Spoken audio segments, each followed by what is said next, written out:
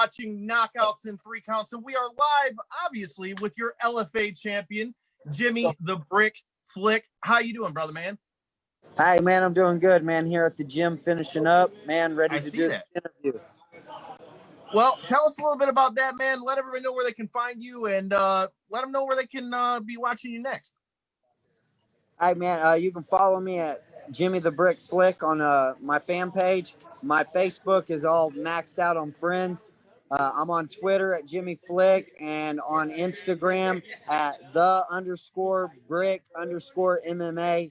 I'm getting ready for the Tuesday night contender. I'll be taking on 6-0 Nate Smith, and his O's got to go, baby. Hey, that's what I like, man. And that's right. You can find that man everywhere you said you found him. Like I said, if you're already following us, you already know, but find us at KO3C Pod on all the Instagram, all the social media.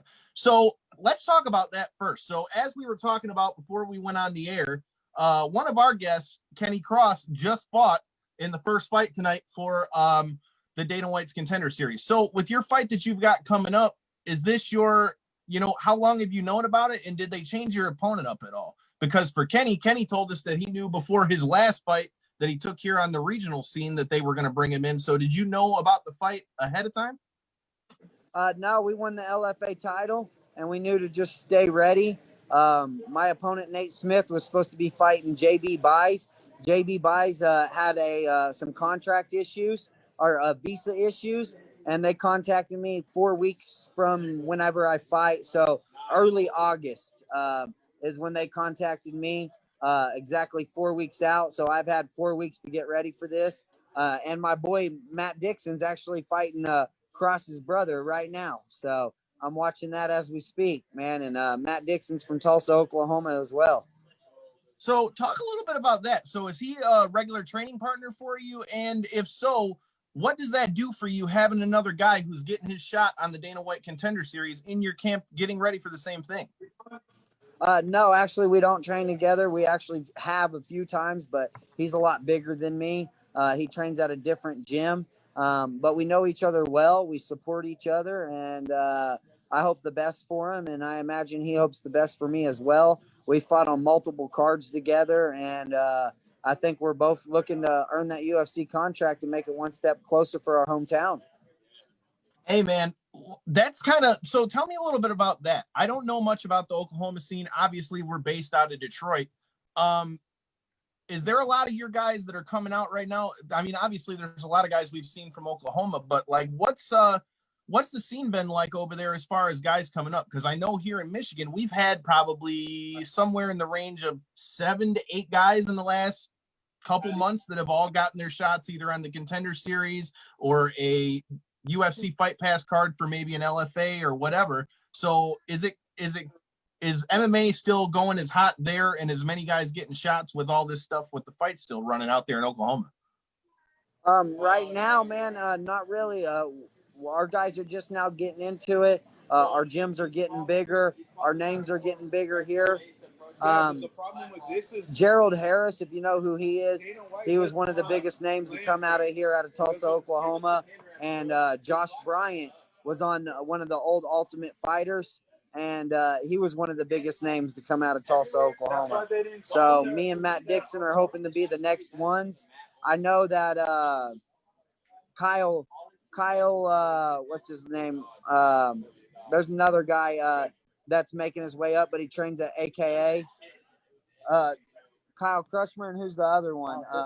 Kyle Driscoll. They're also here locally out of here, but they train at AKA now.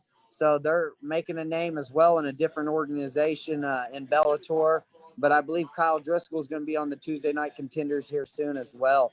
So I think locally, me and Matt Dixon's are the top right now outside of Gerald Harris trying to make his comeback. So we're looking to make the scene a lot bigger here in Tulsa, Oklahoma. Hey, I like it. Corey, I've been running my mouth for a minute here, so I know you had questions you were talking about ahead of time. What do you got for the champ? Well, I mean, earlier I was going to try to squeeze it in, but with these damn Zoom calls, it's so hard to, know when the audio break actually comes in. But like you said, man, especially coming off the last performance in LFA, man, I'm sure you kind of knew you had to be ready, that the phone was going to be ringing with, I mean, that was a sub-minute submission, wasn't it? I mean, I know you literally you took it to him so quick. You attempted the single leg from one side, got the double leg from the other. It appeared, and took him down immediately. Got to the head and arm choke, and it took the fight. And like I said, I believe it was under a minute, wasn't it? Yes, sir. It was 38 seconds. We came out. We threw that calf kick. I seen my single leg there. I hit the single leg. I've wrestled my whole life, so he did a good job at defending the single leg. So we cut back the other way, wrestling my whole life. We cut back the other way, finished that double leg, and I jumped right for my head and arm. I'm a brown belt in jiu-jitsu. I've been a brown belt for 8 years now. So I'm very confident in my ground game. I've been wrestling since I was 3 years old. So it all adapted very well for me. So coming off a 38-second win, we knew that we were going to get the call soon. We was hoping it was going to be straight into the UFC, but when they call, we can't say no. So it's the Tuesday night contender. So we got one more fight to go get a win and earn that UFC contract in front of Dana White. Well, now I've been asking, because we've been getting quite a few Contender Series guys on here, and I actually feel as though, even though I agree it is better to obviously get in the UFC, have the contract in hand, know what you're already getting into. But with the Contender Series, you have so many eyes on it. I mean, it's its own card just for the up and coming guys. They really do a good job of breaking down fighter stories and stuff like that. It really does a good job of promoting people on their way up. So in my eyes, it kind of almost benefits people working their way into the UFC to kind of get that push from the fans early. Do you agree? Or would, like you said, I mean, the contract's always a nice thing to have in hand, but how does that make, how do you feel?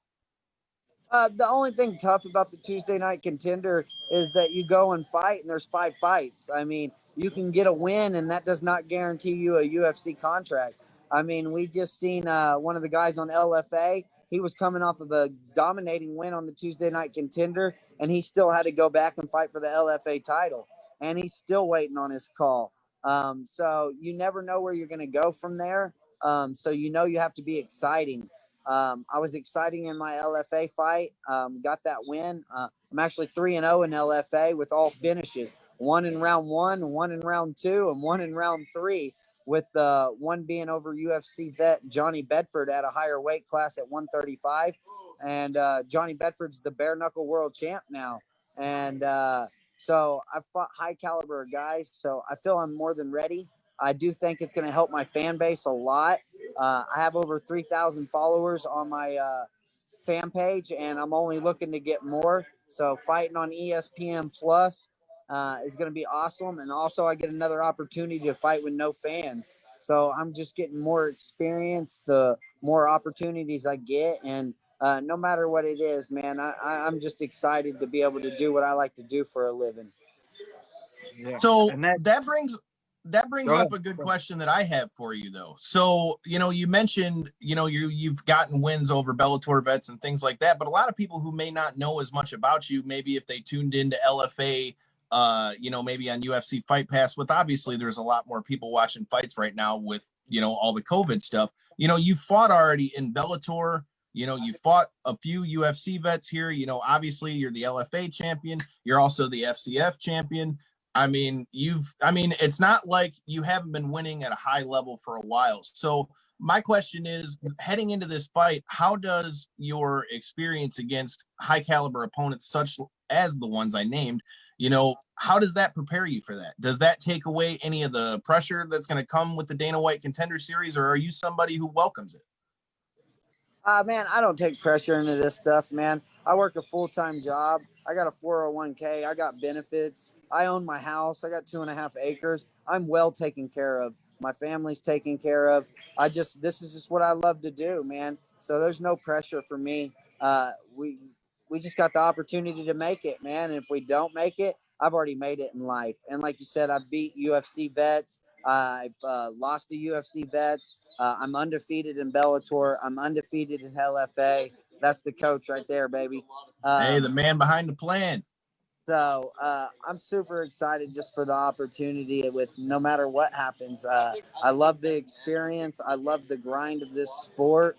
And I can't wait to get out there and showcase my skills in front of Dana White. My opponent, he hasn't fought the caliber of guys I fought.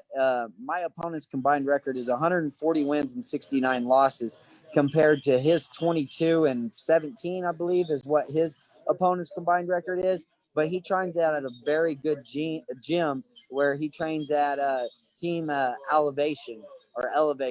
So, and he's a junior Olympian. He's wrestled his whole life. So I'm not taking nothing from him. But like I said, his O's got to go, and there's no better way to do it than to do it in front of Dana White himself. So that's a good point. So you mentioned the combined records of your opponents versus your opponent's opponents. One thing that we've seen as a common thread with what's been going on, obviously with the Contender series so far, I mean, there's been a lot of great fights this season, but there's also been a lot of opponent changes. So with you going into this fight, you know, do you, if say you get in there and they do like you did with who we just mentioned, like Kenny Cross, does the change in opponents, like if they change your opponents up or if something changes, does that change anything for you? Or is it just another day in the office?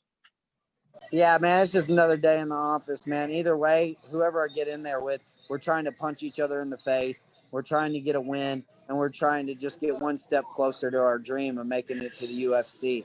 We see this stuff happen in the UFC all the time. These guys got to be ready on 2 days notice, you know, in the UFC. So Nate Smith, he's actually been supposed to fight JB Buys since like earlier this year, and the pandemic pushed it back. And then now JB Buys visa didn't go through, and now he's fighting me. So we're fighters at the end of the day, and it doesn't matter who's in there. We're going to try to punch each other in the face, and we're going to try to get the job done.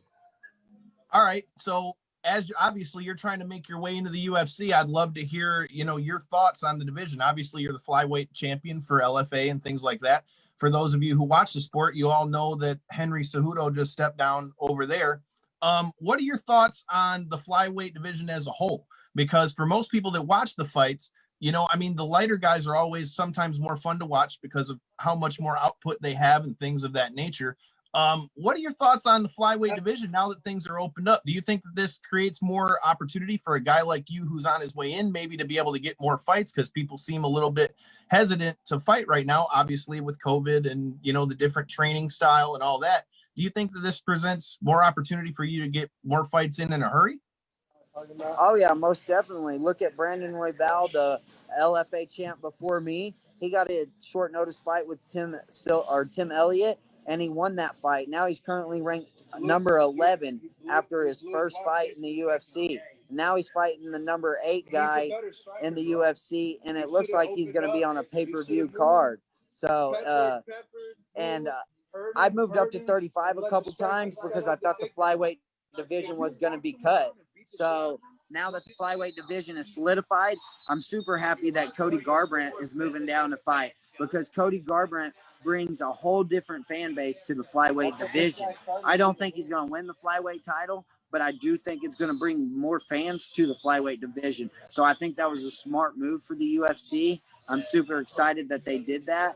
And yeah, I'm looking to go get this win and earn my UFC contract and turn around and be ready to get another fight this year if I need to. I've currently had 3 fights. This will be my 3rd fight this year already. I have 2 fights in the first round, and if we could get another one in the first round, that'd be amazing. And I think the flyweight division's opening up. There's a lot of guys getting signed, and we're very exciting. So I'm excited to see what happens. So if, you know, do you see yourself I'm going to just say it ahead of time, when you make it into the UFC? Obviously, we're not looking ahead of your fight coming September 1st, but do you see yourself bouncing back and forth between 125 and 35, keep going forward depending on what fights are available? Or do you want to stay at a certain weight once you know, if you make it to the big show? Oh, yeah, I want to stay at flyweight. That's where I belong. Most of my losses are at 135. The guys are a lot bigger and stronger than me. I can make 35 on 24 hours notice. And if the UFC needed me this Saturday for a 35 fight, if one of the guys fell through, I would be more than happy to step up to get my shot in the UFC. But I want to fight at flyweight. That's where I belong. That's where I feel I'm the best at. And I'm a bigger, stronger flyweight than I am a bantamweight. So, but like you said, if the UFC calls and offers something, I can't say no. Just like when they offered me the Tuesday night contender, even though I feel I wanted to go straight to the UFC, you can't say no to them. So I'm excited for all opportunities that come my way from here on out. So can you talk a little bit about one thing that you said in one of the questions I asked just a little bit earlier? You know, you mentioned how you're at financial freedom, where a lot of guys, you know, they're trying to make it into the UFC so they can make that money and kind of, you know, better their lives. Do you feel that the fact that you're kind of, like you said, you know, set up and okay, kind of regardless of where how the fight ends up or what your fighting career does, do you think that that makes you, does it make it a little bit easier for you when you step into the cage? Does it give you kind of one less thing to worry about and give you a little bit more peace in the cage? Oh yeah, most definitely, man. A lot of guys put too much pressure on themselves, you know, saying they have to make it, they got to make it, you know. If they don't make it, they don't know what they're going to do. They quit their jobs for this opportunity. My job works with me. I've been at my job for almost 5 years. They also sponsor me.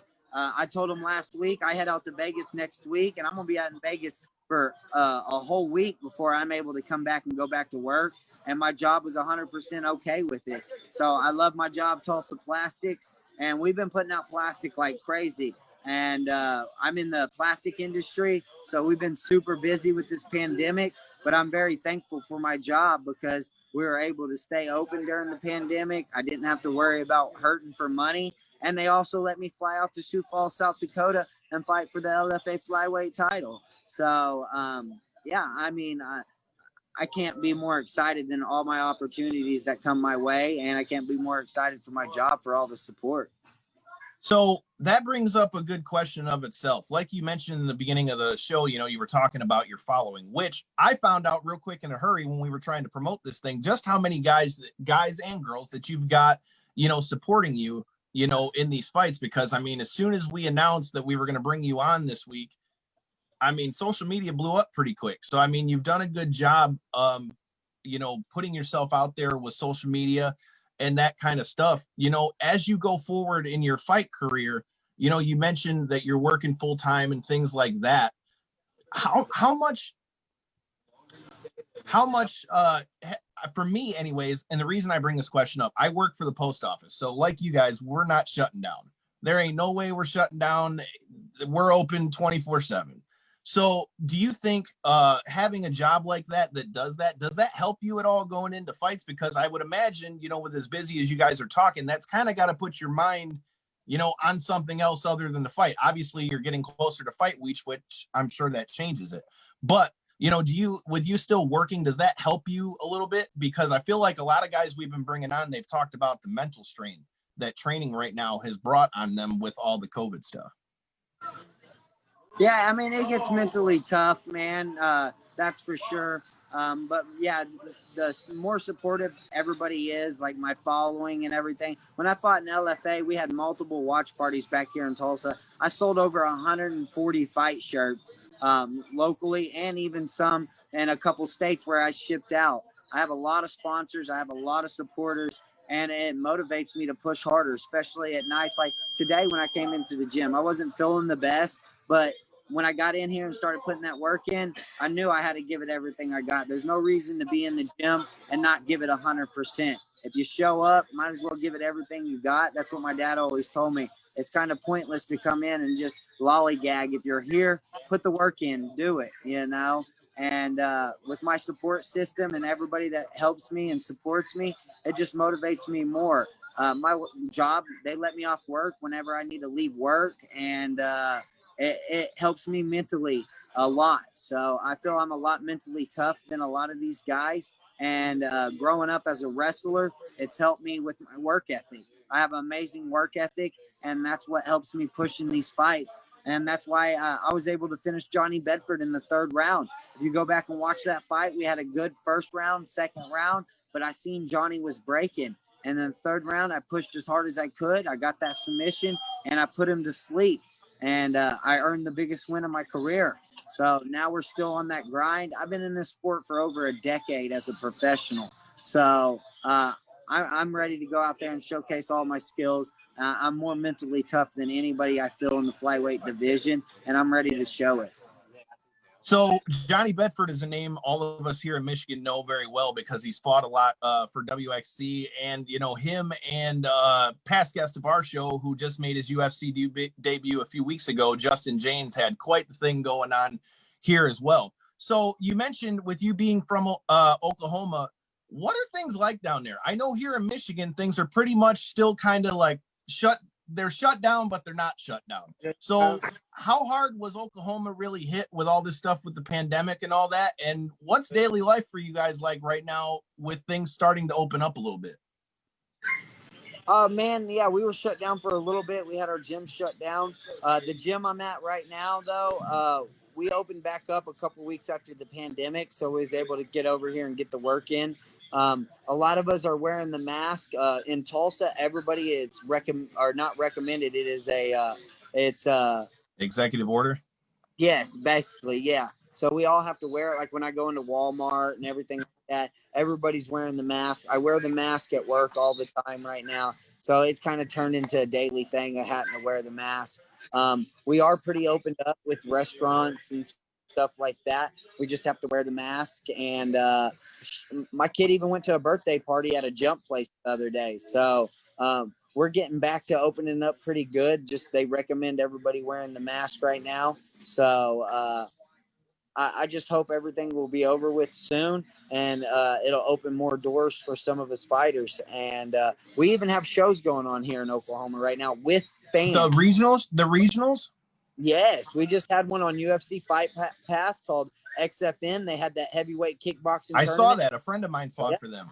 So they eliminated the ticket sales and spread out the seating for everybody. And down in Oklahoma, there's a company called Rage in the Cage. They're on like their third or fourth show. Brian Foster, a lot of y'all might know as well. He has a MMA company as well, and he just had a show here in Oklahoma where he was the main event for the show. So Oklahoma, I feel, is one of the first states that's opened up and has been allowing a lot more stuff to be happening. So did you get to go to that fight? I didn't. I had my kids that night. So I got a 3-year-old and I got an 8-year-old. So with my schedule. That takes priority. Yeah, with training and working. And I'm also in the process of opening up a business for my wife.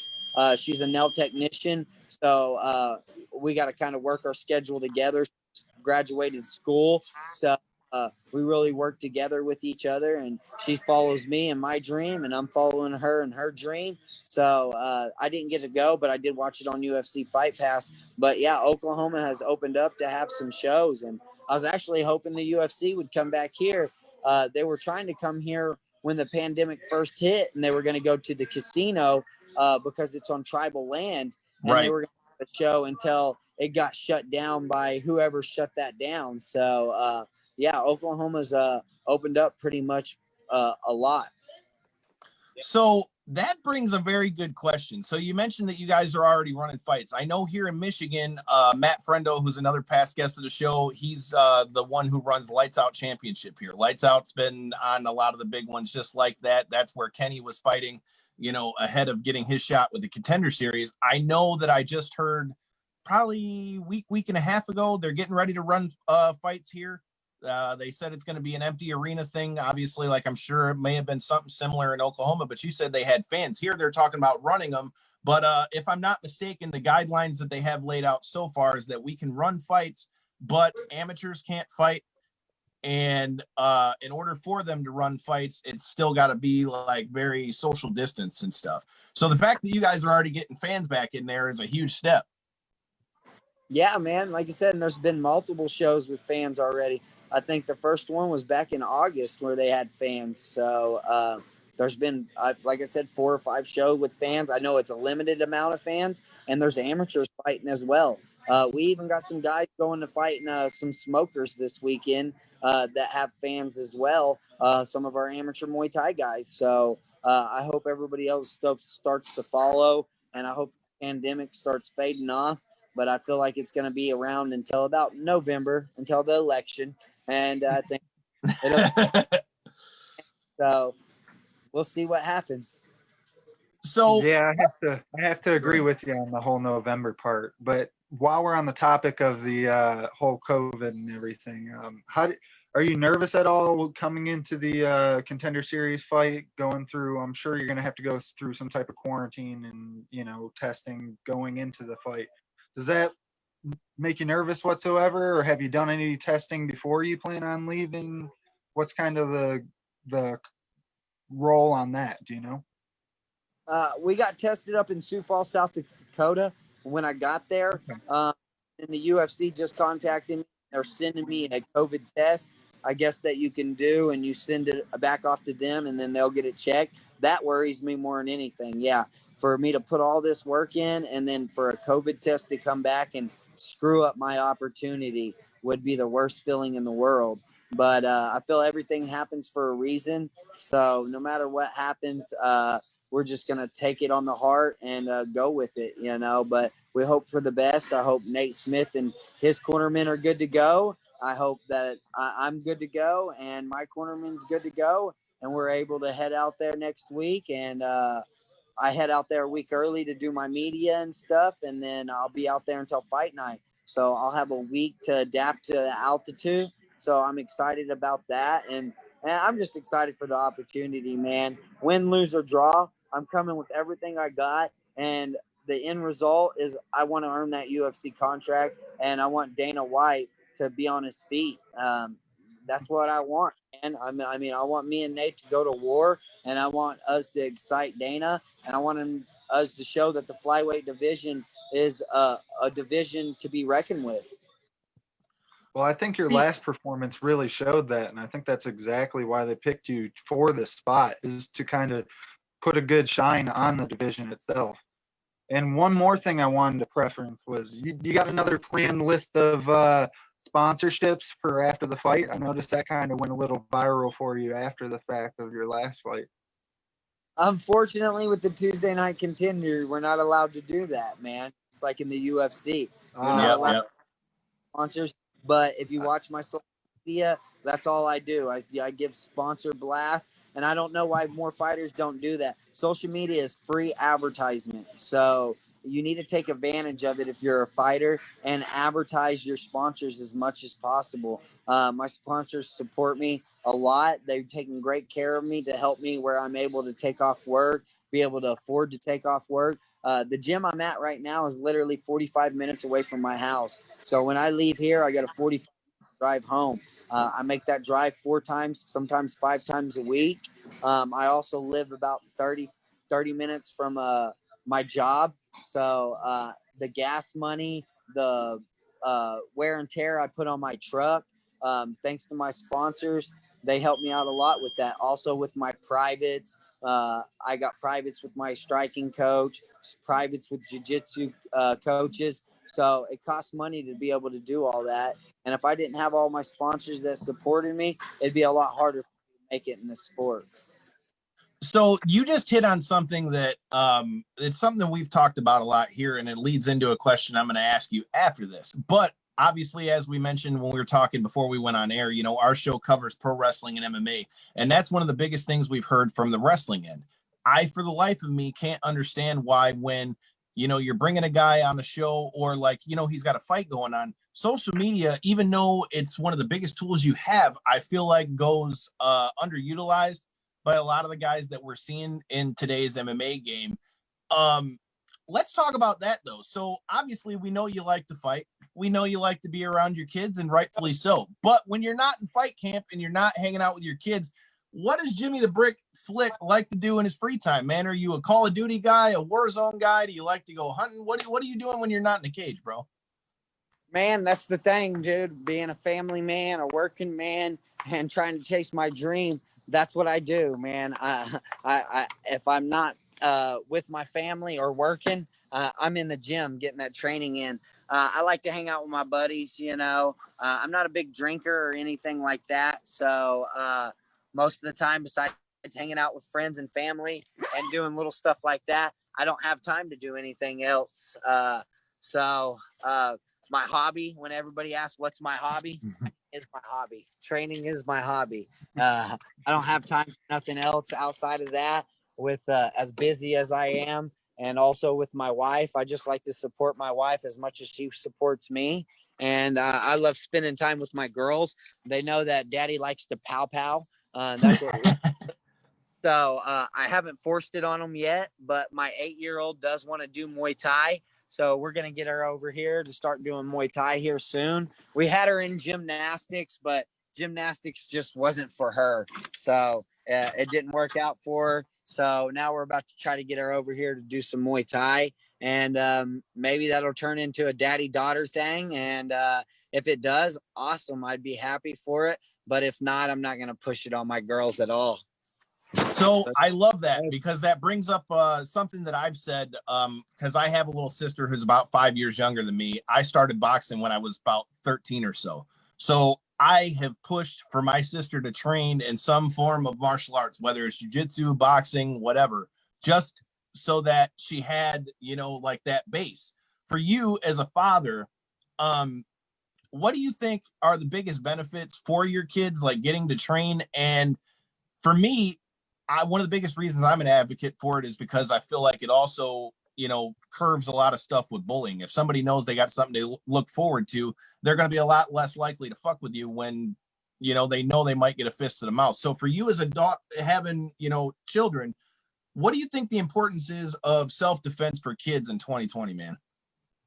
Yeah, man. It's a good benefit for self-defense, especially my girls are beautiful, man. And the way this world is, man, we got pedophiles. We got a lot of weird, nasty people out in this world, man. And it looks like a lot more stuff is coming out throughout this pandemic with, save our children and all kinds of stuff, human trafficking and everything like that. So for my little girl to be able to defend herself, know how to fight off people, and also not worry about getting bullied as she gets older, it'd be great. I know that after I won the FCF title, we went to her school and I showed off the title to all the kids, kind of scared them little boys a little bit, because they know her daddy's a fighter. So that's pretty cool as well. So yeah, I mean, I work with her a little bit right now. I just don't want to push it on her, but as she gets older, they're going to know how to defend themselves for sure, because this world is a messed up place. Well, hey, I couldn't argue that at all. As a father of 2 girls myself, I completely feel you on that, man. I got a soon to be 6 and a soon to be 4-year-old. So I feel you there. We actually, past guest of the show from last week, we had Miles Jury, who fights in Bellator now, past UFC vet. Yeah. We were actually having a very similar conversation because he has his 4-year-old son in jiu-jitsu. Just got his first stripe. Look at Mac. Yeah, and I'm kind of at that same point, like, my daughter is getting to that age, and once things start opening back up, it would be cool to kind of, get her in the gym. And like you were just saying, I mean, what would you recommend for a kid that age to start with? As somebody who's seasoned in MMA and actually got quite a few fights under their belt, what would you recommend? Would jiu-jitsu be the first thing you put your kid in? Jiu-jitsu or wrestling? Wrestling's really good. Now they're also bringing wrestling for females, where females wrestle females. Growing up, I wrestled females, and females had to wrestle us. They never got to wrestle each other. The sport's finally getting big enough where they can wrestle each other, which is pretty freaking cool. And then I love jiu-jitsu, and I think jiu-jitsu is a great way too, because a lot of men that don't do jiu-jitsu wouldn't know how to defend it off if they were trying to, kidnap a little girl or do anything like that. It's a lot easier to put somebody to sleep with the choke than it is to try to knock somebody out, especially if they're a lot bigger than you. But here at my gym at Forza Combat Sports, they have an amazing kid program. And I come in and I watch these kids, beat up the bag and stuff like that. So I think it's a great develop for them. I don't think fighting very young is very smart until you get older, but I got into wrestling at 3 years old. So by the time I was 16, 17 years old, I started getting wore out from wrestling, so I started venturing out, being dumb, hanging out with the wrong crowd, and got myself in some trouble. I think if I would have waited a little longer to join the sports, it might have benefited me a lot more. And my dad didn't push it on me so much. So that's why I don't want to push it on my little girl so much. So I love the fact that she's been asking me to do it. So I'm going to make sure I get her in here. And I recommend jiu-jitsu and wrestling to start out. But I don't think learning how to strike is anything bad either. Not at all. Yeah, no, I mean, you absolutely need to at least learn, the basics with striking, especially if you're going to take any type of, any type of martial arts class, really. But that being said, go on, Kyle. I seen you had a question fired up. I do have a question. I want to ask you something that's a little off kilter, a little bit off the MMA block. So obviously, I'm sure in all these interviews you do, obviously MMA is the number one thing you're talking about.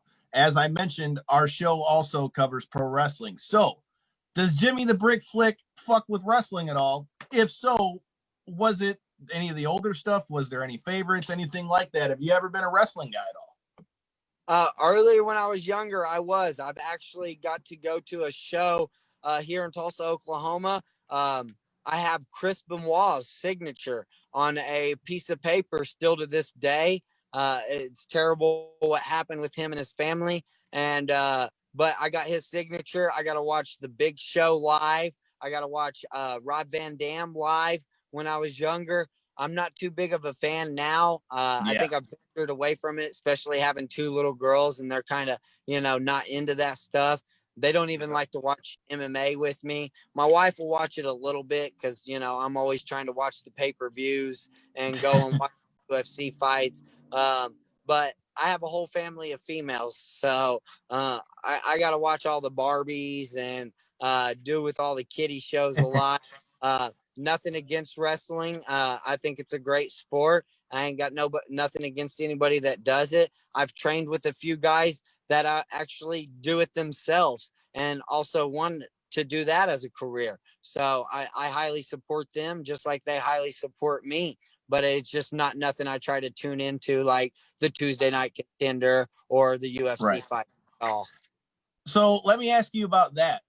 Obviously everybody knows, Brock Lesnar had his pedigree before he fought in the UFC. You're seeing a lot more guys make the jump from wrestling to MMA or vice versa, because at the show we worked in Chicago, we interviewed Diamond Dallas Page there. In that same day, I saw Frank Mir has been doing some wrestling stuff. So what are your thoughts on all the crossover that we see between MMA and wrestling these days? Because Lord knows back when we're talking about the early UFCs, an MMA guy wouldn't be caught dead doing anything with pro wrestling. And now it seems like those walls have kind of opened up. So what are your thoughts on both the MMA guys that are trying their hand there in wrestling or vice versa, trying to come from wrestling to fighting?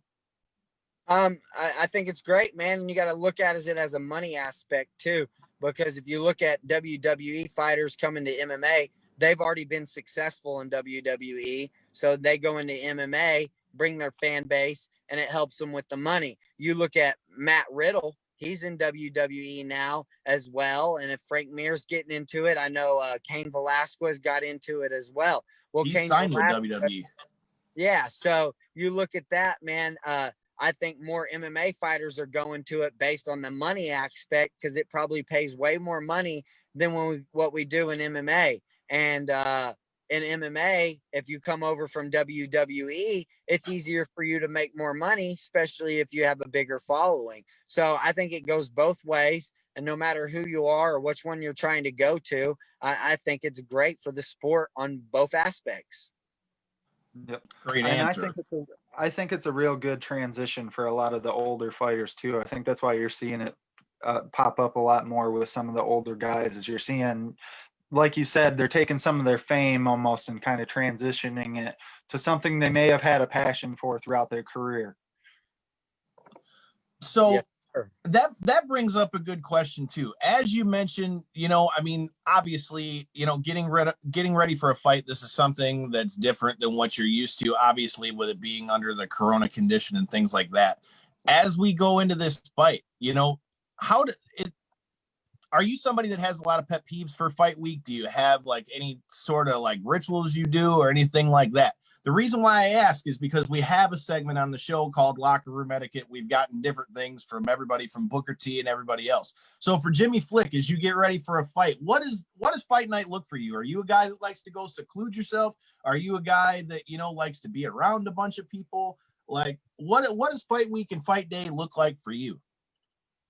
I just like to stay relaxed. I like to get up, have a good breakfast, and then I get a good workout in. I try to go back, take a nap, and just stay relaxed, stay calm, think about the situation, not overthink anything. Like I said, I'm pretty established as a human being, so going into it, it's just all fun for me, man. I enjoy chasing my dream, and every time I go in, I say the same prayer. And I never pray for victory. I just pray to be able to go back to work, go back to my family without any injuries. And that's about it, man. It's just another day for me.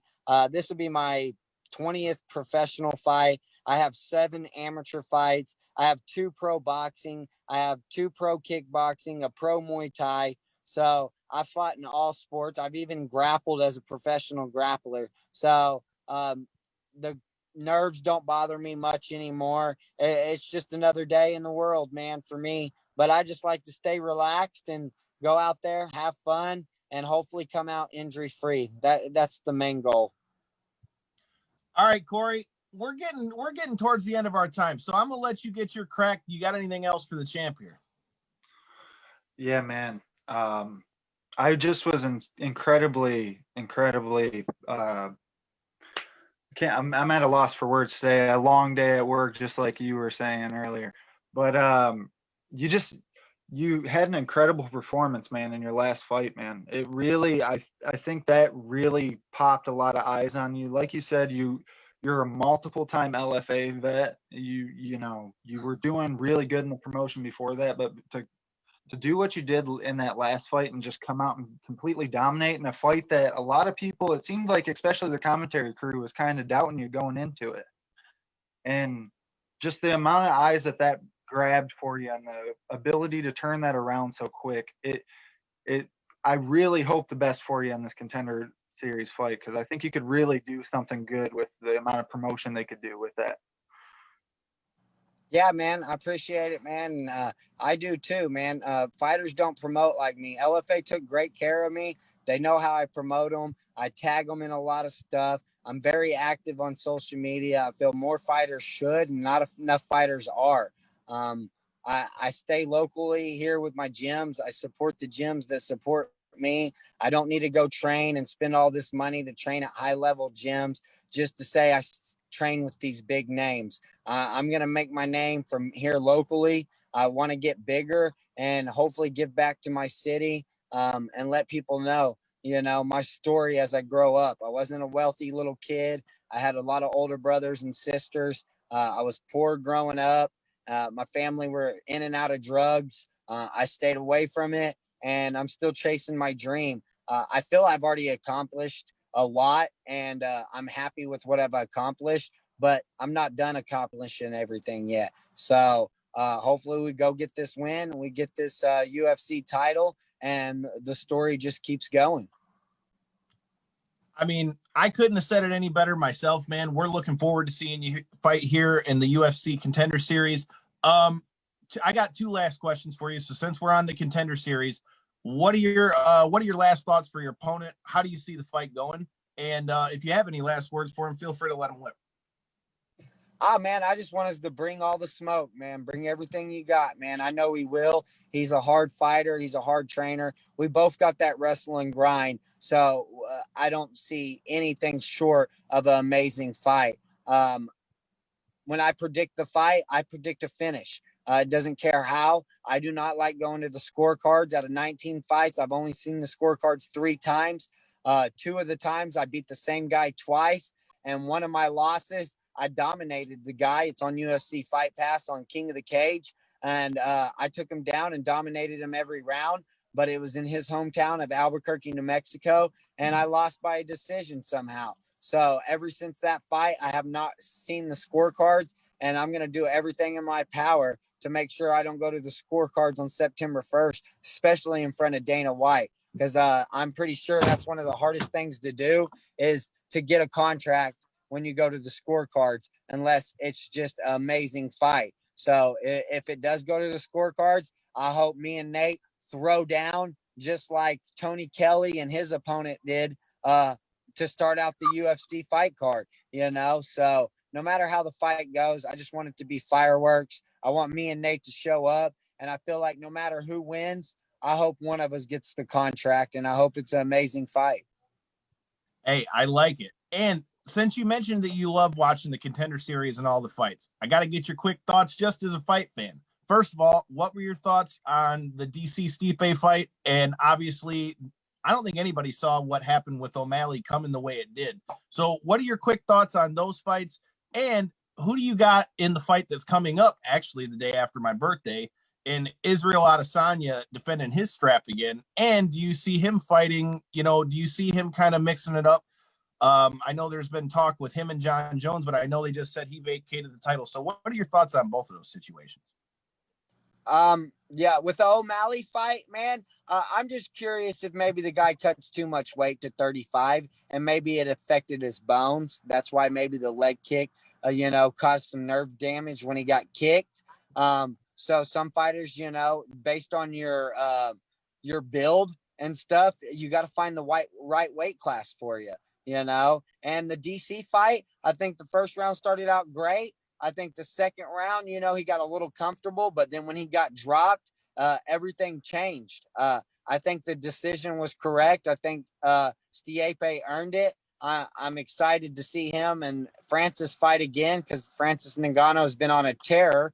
And when Stipe fights him, he's got to use his wrestling. There's no standing and banging with Francis Ngannou. Hell no.